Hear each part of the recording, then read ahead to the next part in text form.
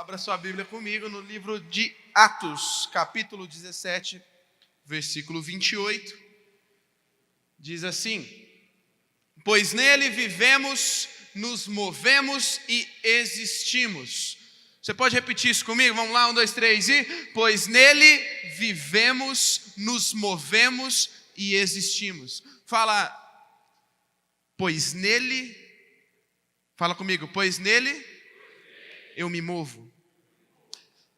Ei, você foi chamado para movimento. Eu quero usar como base da nossa mensagem de hoje um jargão usado pelo Tite, técnico da nossa seleção brasileira, lá em 2010. Os meninos que acompanham mais futebol aí vão lembrar. Hoje, então, técnico da seleção brasileira, na época, técnico da quarta força do futebol paulista, Corinthians.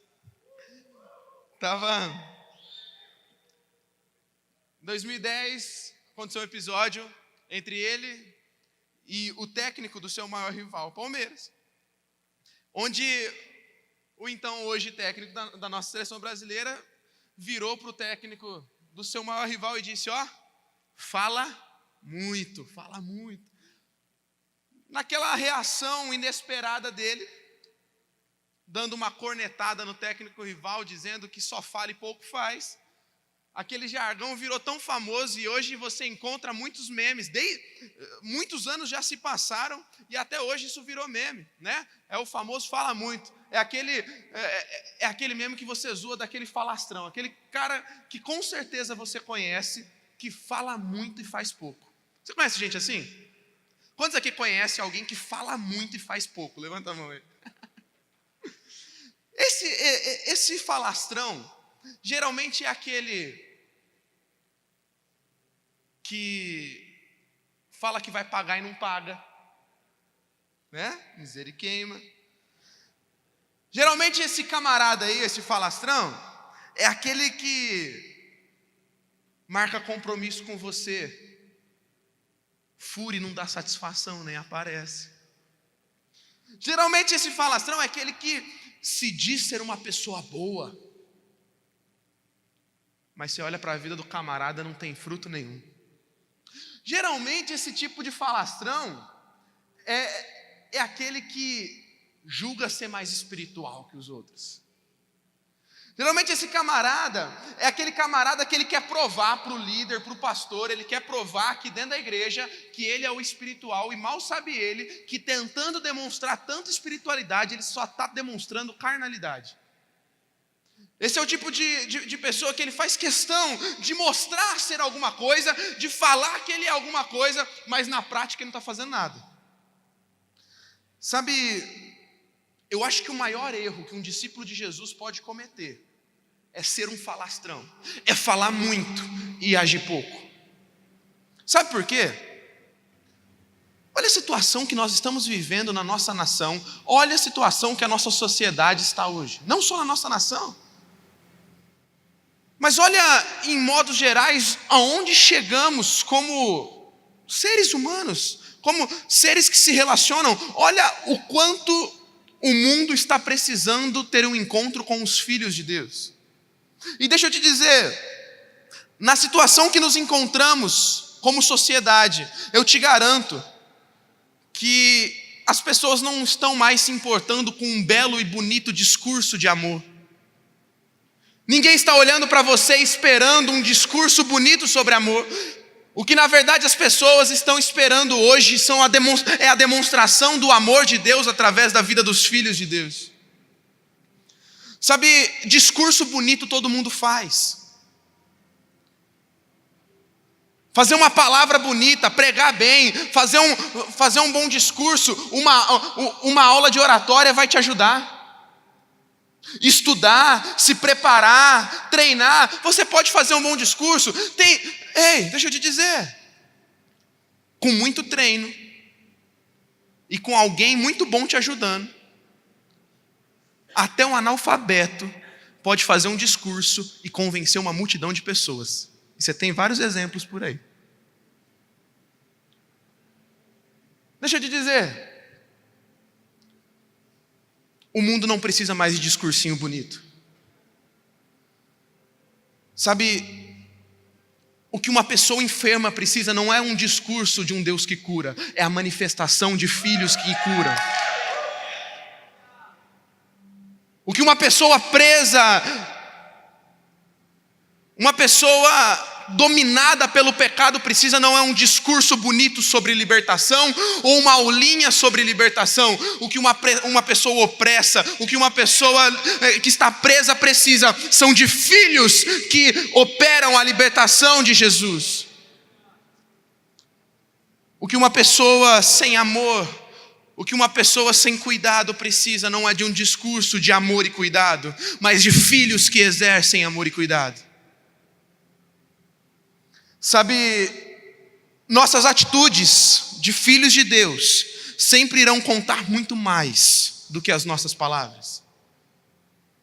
Romanos 8,19 diz: pois toda a criação aguarda com grande expectativa o dia em que os filhos de Deus serão revelados. Ei, a criação está aguardando você se revelar, porque você é filho de Deus. Sabe, se somos filhos, devemos manifestar a glória de Deus aqui, expressar o caráter de Jesus na terra. Olha só, João 5,19, olha o que Jesus diz nesse versículo: eu lhes digo a verdade, o filho não pode fazer coisa alguma por sua conta própria, ele apenas faz o que vê o pai fazer, aquilo que o pai faz, o filho também faz. Ei, eu e você somos chamados para ação. O mundo está esperando que os filhos de Deus manifestem o caráter do Pai. Só que nós só conseguimos expressar o caráter do Pai se estamos enxergando nele, se estamos vendo ele com os olhos certos. Afinal, o próprio Jesus diz que o filho só consegue fazer o que vê o Pai fazer. Se não estamos olhando para Jesus, se não estamos olhando para o nosso Pai, nunca conseguiremos expressar o que o Pai faz. Por isso, o meu convite para você nessa noite é começar a olhar mais para o Pai, para expressar desse caráter do Pai aqui, e aí sim impactar pessoas, não simplesmente com um discurso de falastrão, mas com atitudes do reino de Deus. Eu olho para a vida de Paulo, talvez o maior evangelista de todos os tempos, e eu vejo ele falando o seguinte lá em 1 Coríntios 2,4: olha, a minha mensagem, a minha pregação foram muito simples, não trouxe nenhuma revelação nova para vocês não, eu não trouxe nada extraordinário para vocês. Sabe por quê? Em vez de usar argumentos persuasivos e astutos, eu me firmei no poder do Espírito. O mundo está cansado de um bom discurso, o mundo está cansado de uma boa oratória, o mundo está cansado de palavras bonitas e de uma mensagem muito densa. Ei, deixa eu te dizer, é o evangelho simples de Jesus que está precisando ser pregado, e esse evangelho não é pregado somente aos ouvidos, esse evangelho é pregado aos olhos. Então Jesus está chamando seus discípulos para manifestarem seu poder, para que as pessoas não simplesmente ouçam argumentos, mas vejam de um Deus que tem poder para curar, para libertar, para salvar, para transformar realidades. E é isso que Deus está fazendo no nosso meio hoje. Sabe, tem um texto lá em Tiago, na carta de Tiago, que dá uma chacoalhada com a igreja. Abra sua Bíblia comigo aí, abre o seu celular agora. Eu sei que tem no telão aí, mas abre o celular aí. Eu quero que você anote esse texto aí, guarde esse texto, que ele vai dar um norte para toda a nossa mensagem de hoje. Olha só, Tiago 2, versículo 14 até o 25. Tiago, capítulo 2, do versículo 14 ao 25. Diz assim: de que adianta, meus irmãos, dizerem que têm fé, se não demonstram por meio de suas ações? Acaso esse tipo de fé pode salvar alguém? Se um irmão ou uma irmã necessitar de alimento ou de roupa, e vocês disserem até logo, e tenha um bom dia, aqueça-se, coma bem, mas não lhes derem o alimento nem roupa, em que isso ajuda? Como vem, a fé por si mesma, a menos que produza boas obras, está morta. Mas alguém pode argumentar, uns têm fé, outros têm obras. Mostre-me a sua fé sem obras, e eu pelas minhas obras lhe mostrarei a minha fé. Você diz que crê que há um único Deus? Muito bem. Até os demônios creem nisso e tremem de medo. Quanta insensatez! Vocês não entendem que a fé sem obras é inútil? Não lembram que nosso antepassado Abraão foi declarado justo por suas ações, quando ofereceu ao seu filho Isaque sobre o altar? Como vem, sua fé e suas ações atuaram juntas, e assim as ações tornaram a fé completa. E aconteceu exatamente como as Escrituras dizem: Abraão creu em Deus e assim foi considerado justo. Ele até foi chamado de amigo de Deus. Vejam que somos declarados justos pelo que fazemos e não apenas pela fé. Raabe, a prostituta, é outro exemplo. Ela foi declarada justa por causa de suas ações, e quando escondeu os mensageiros, os fez sair em segurança por um caminho diferente. Assim como o corpo sem fôlego está morto, também a fé sem obras está morta. Uau! Que texto! Que palavra de Deus viva, que evangelho simples. Não há novidade nenhuma no que eu estou pregando nessa noite. Não há nenhuma revelação mirabolante em tudo isso que eu estou lendo para você nessa noite. Quem sabe você já leu esse texto milhares de vezes. E hoje a palavra de Deus se renova de uma maneira tão simples, dizendo: é hora de agir. É hora de não ser um falastrão. É hora de falar menos e agir mais. Porque se a nossa fé não tem demonstrado frutos, se a fé que dizemos ter em Deus não tem mudado nada em nós e ao nosso redor, alguma coisa está de errado. Você não concorda comigo? Para você não ser um falastrão mais, em primeiro lugar, saiba quem você é. Romanos capítulo 12, versículo 3. Com base na graça que recebi, dou a cada um de vocês a seguinte advertência. Preste atenção. Não se considerem melhores do que realmente são. Antes sejam honestos. Fala comigo, honesto. Em sua autoavaliação, medindo-se de acordo com a fé que Deus nos deu. Uau! Sabe quem você é? Tem gente que se torna um falastrão, tem gente que fala demais e faz pouco porque não entende quem ele é. Tem gente ainda se achando a última bolachinha do pacote. E a palavra de Deus vem te advertir dizendo: ei, filho, não se considere melhor do que você é, e peraí, nem pior, seja honesto. A tradução original dessa palavra honesto é equilíbrio. Seja equilibrado na sua autoavaliação. Porque nós temos aqui dois extremos. Tem aquele que começa a se achar demais e aí se torna um falastrão. Mas tem aquele também que, ao ouvir uma palavra como essa, já tem a autoestima lá embaixo, então fala: não, então eu sou o pior mesmo, eu não valho nada.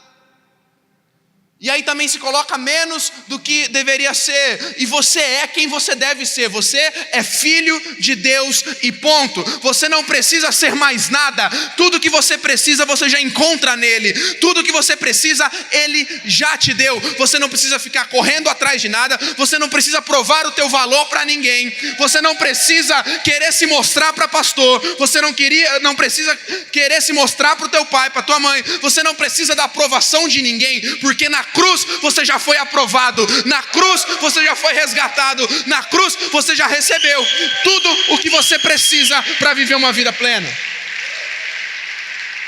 Ei, tem gente que está patinando no mesmo lugar há anos e anos, porque não entendeu que Deus nos chama para ter uma autoavaliação honesta, saber muito bem quem nós somos diante de Deus.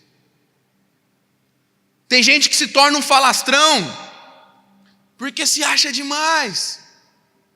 E aí começa a se colocar nas prateleiras de cima, começa a querer se promover, começa a querer fazer coisas que ainda não é para ele, começa a querer se colocar num chamado que não é o dele, começa a querer se colocar numa posição que não é a dele. E aí o que acontece? Fala e acaba não produzindo nada, porque quer se colocar no lugar onde Deus não chamou você. Ele quer se colocar num lugar onde talvez ainda não é para você estar. Ei, filhos, nunca tente se promover, nunca tente fazer com a tua força, nunca implore nada para ninguém, nunca tente alcançar algo com a tua força. Ei, se você crê no que Deus tem para você, somente continue trabalhando naquilo que Ele tem te mostrado hoje. Espere, porque é no tempo dEle que Ele te exalta, é no tempo dEle que Ele te levanta, é no tempo dEle que Ele realiza o que Ele tem para fazer na tua vida. Não se torne um falastrão. Segundo, tenha credibilidade em suas palavras. Olha só que forte esse texto. Mateus 5:37 diz assim: quando disserem sim, seja de fato sim. Quando disserem não, seja de fato não. Qualquer coisa além disso vem do maligno. Tenha credibilidade nas suas palavras.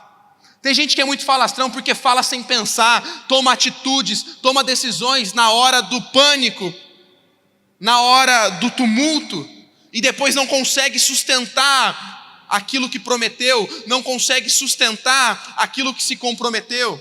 Filhos, estava falando com um jovem hoje lá no Face a Face. Nunca tome decisões no momento de turbulência, porque às vezes você vai tomar uma decisão que você não vai conseguir sustentar ela depois. E aí tem gente que fica, eu juro nada. É sim ou não? A palavra de discípulo de Jesus é sim. Se falou sim, faça e vá até o fim. Se falou não, não faça. Tem gente que se torna um falastrão e perde oportunidades na vida porque não entendeu isso, e as suas palavras não têm credibilidade nenhuma. Ei, quem aqui quer ter um emprego próspero? Quem aqui quer ser bem sucedido no seu emprego? Ei, então se o teu patrão colocou o teu horário 8 horas, e você falou que estaria lá 8 horas, você precisa chegar antes das 8. Não é 8:05, não é 8:10. Se você marcou compromisso com alguém e acontece um imprevisto, o mínimo que você pode fazer é avisar com antecedência e não depois. Aí tem gente que quer crescer, que quer ser bem sucedido, só que marca compromisso e não vai, não aparece, não dá satisfação. Ei. Tem gente que fala, eu não devo satisfação para ninguém. Deve. Se você está estudando, você deve satisfação para a tua liderança na escola, na faculdade. Se você está comprometido com uma célula na igreja, você deve satisfação para a tua liderança dentro da igreja. Se você está no trabalho, você deve satisfação para o teu patrão. Sim. Ei, a tua palavra tem que ter valor. E o camarada que fala assim, não, eu vou te pagar, semana que vem eu te pago.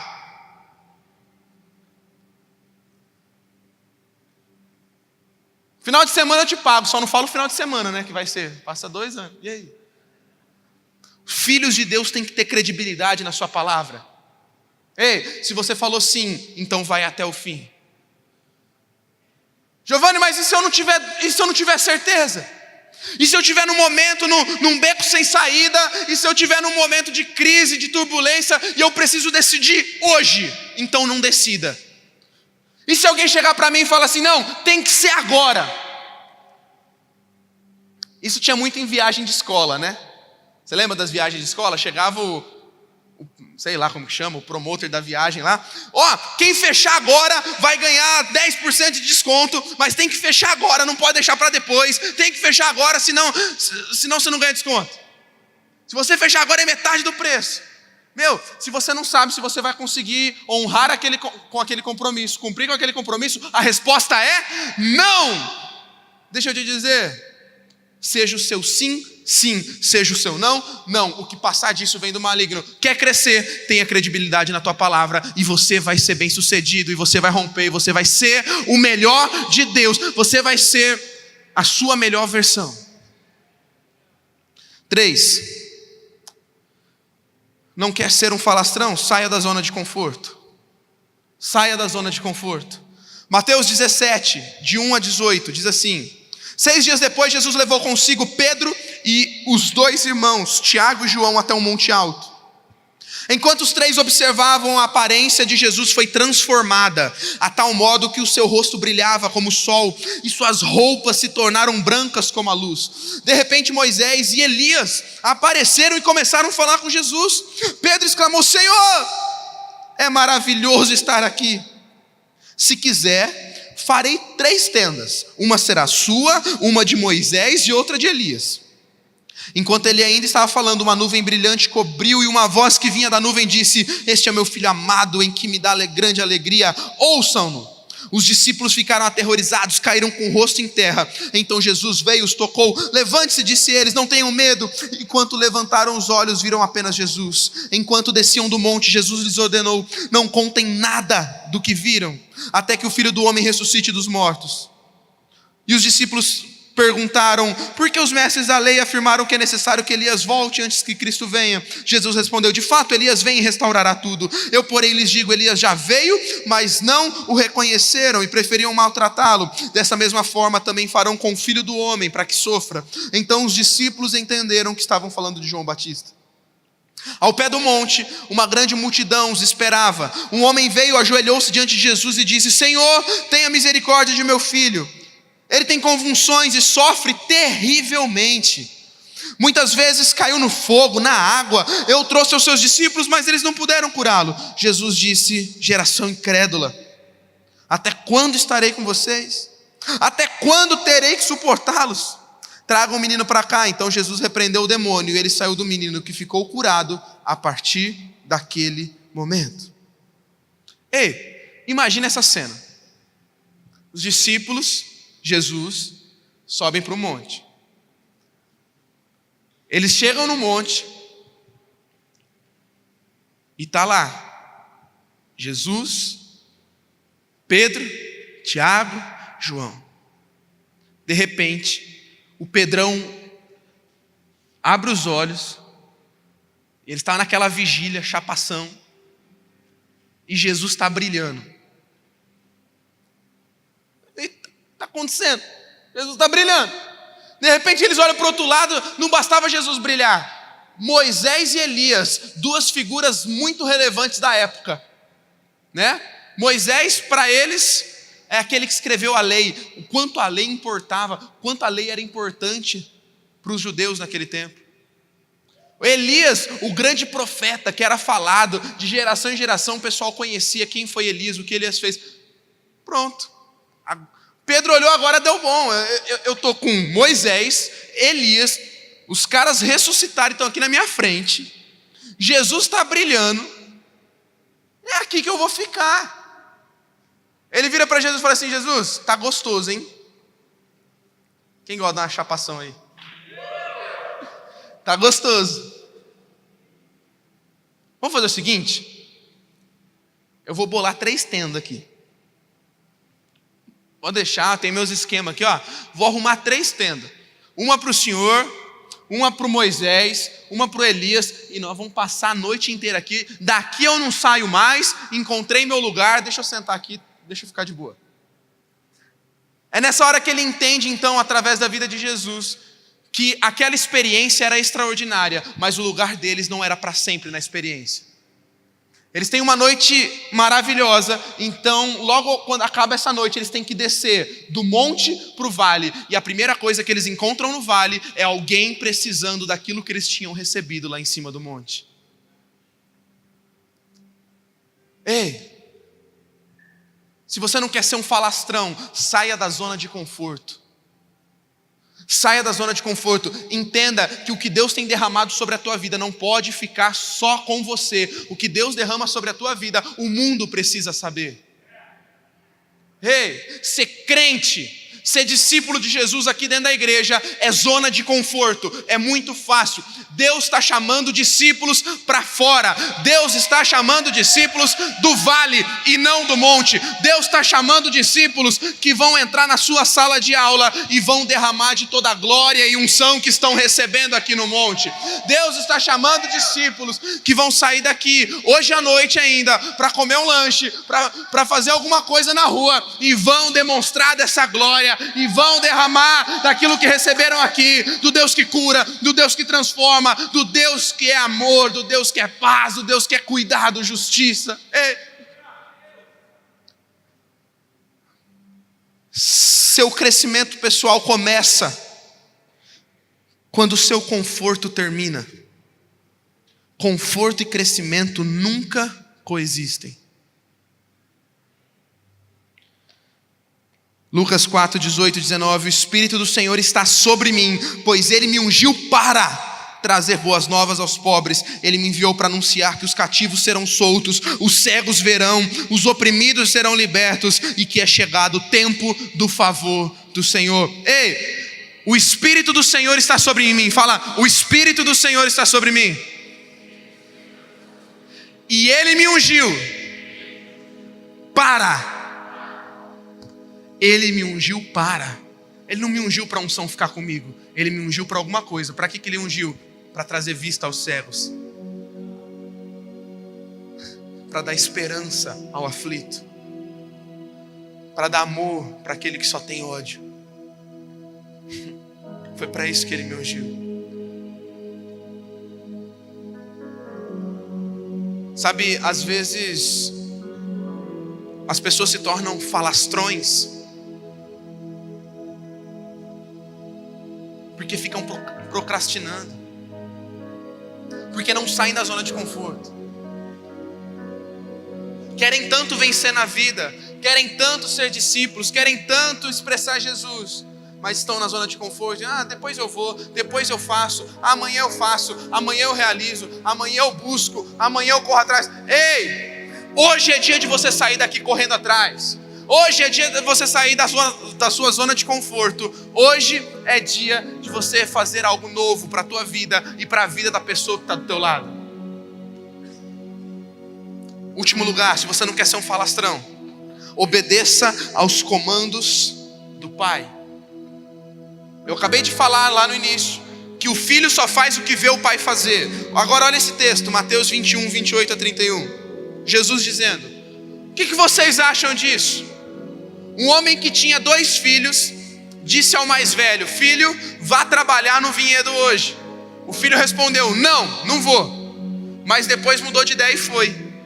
Então o pai disse ao outro filho: vá você. E ele respondeu: sim, senhor, eu vou. Mas não foi. Qual dos 2 obedeceu ao pai? Eles responderam: o primeiro. Ei, tem gente falando: sim, Senhor, eu vou. Sim, Senhor, eu vou mudar a realidade da minha geração. Sim, Senhor, eu vou demonstrar amor. Sim, Senhor, eu vou agir. Sim, Senhor, eu não vou ficar só falando. Eu vou fazer, mas depois não faz. E Jesus está falando: isso não vale de nada para mim. Hoje eu quero te impulsionar a ir algo além.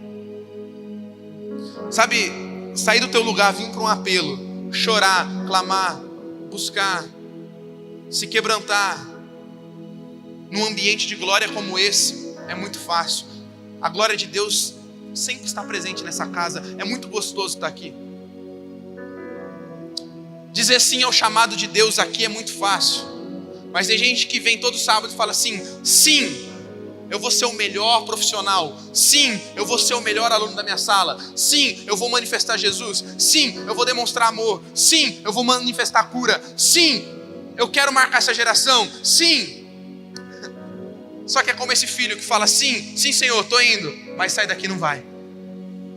Sim, eu vou começar a estudar e me dedicar para ser o melhor, mas sai daqui resoluto disso, passa por aquela porta e aí a preguiça te pega, você não estuda mais para o concurso que você queria passar, para a faculdade que você queria passar. Sim, eu vou ser o melhor profissional. Chega segunda-feira, você está no teu trabalho, você está fazendo tudo errado de novo. Você está roubando o tempo do teu patrão, você está roubando o dinheiro do teu patrão. Sim, eu vou ser o melhor. Sim, eu vou ser o melhor filho. Chega hoje à noite, você já não está disposto mais a sacrificar o teu eu e já está brigando, já está um pé de guerra dentro de casa. Sim, eu vou ser um melhor namorado. Sim, eu vou ser uma melhor namorada. Sim. O que você tem se comprometido a fazer aqui com Deus? Que quando você sai por aquela porta, você não está conseguindo mais e está se tornando apenas um falastrão. Fala muito, mas age pouco.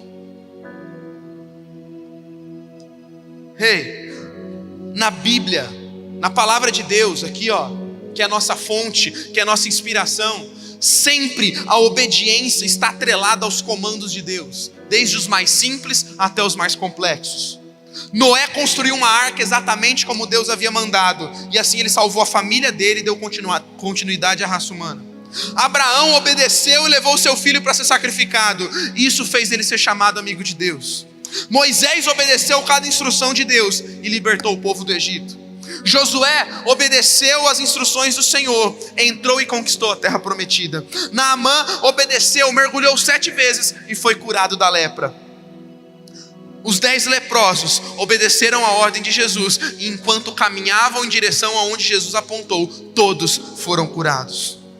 Sabe que isso me ensina? A obediência abre portas que talvez a sua pequena fé não possa abrir.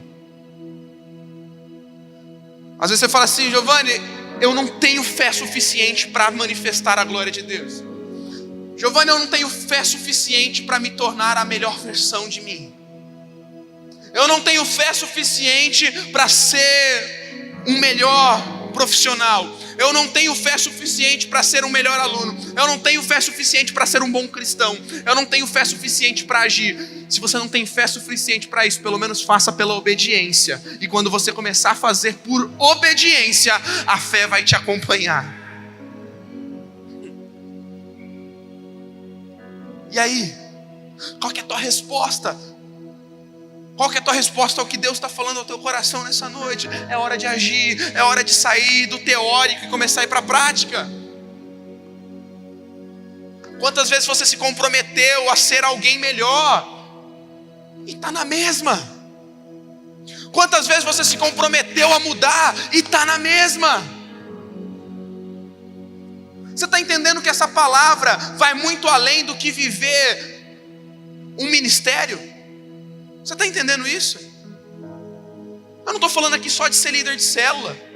Eu não estou aqui falando só do teu ministério, não. O teu ministério, a tua célula, tudo que você tem nessa igreja é uma fatia só do que eu estou falando nessa noite. Eu estou falando da tua vida. Não importa qual que é o teu nível de comprometimento com uma instituição religiosa como essa. Eu estou pregando é para a tua vida. Até quando você vai ser um falastrão, que é conhecido como aquele que fala e nunca consegue nada? Joga papo e nunca cresce, nunca sai do lugar, está andando para trás. Até quando tua vida vai ficar andando para trás? Até quando você vai ficar em cima do muro? Até quando? Deus está te chamando para um nível de comprometimento muito maior. Comprometimento primeiro com Ele e também comprometimento com você mesmo. Ei, faz um favor para você mesmo nessa noite. Se compromete em agir mais e falar menos. Sabe por quê? Quando você fizer um favor, primeiro para você mesmo, além de agradar a Deus e abençoar a tua própria vida, eu tenho certeza que você vai abençoar todo mundo que estiver do teu lado. Você não está aqui por acaso, velho. Você não está aqui para passar a tua vida inteira vivendo mesmice. Você foi criado para algo maior.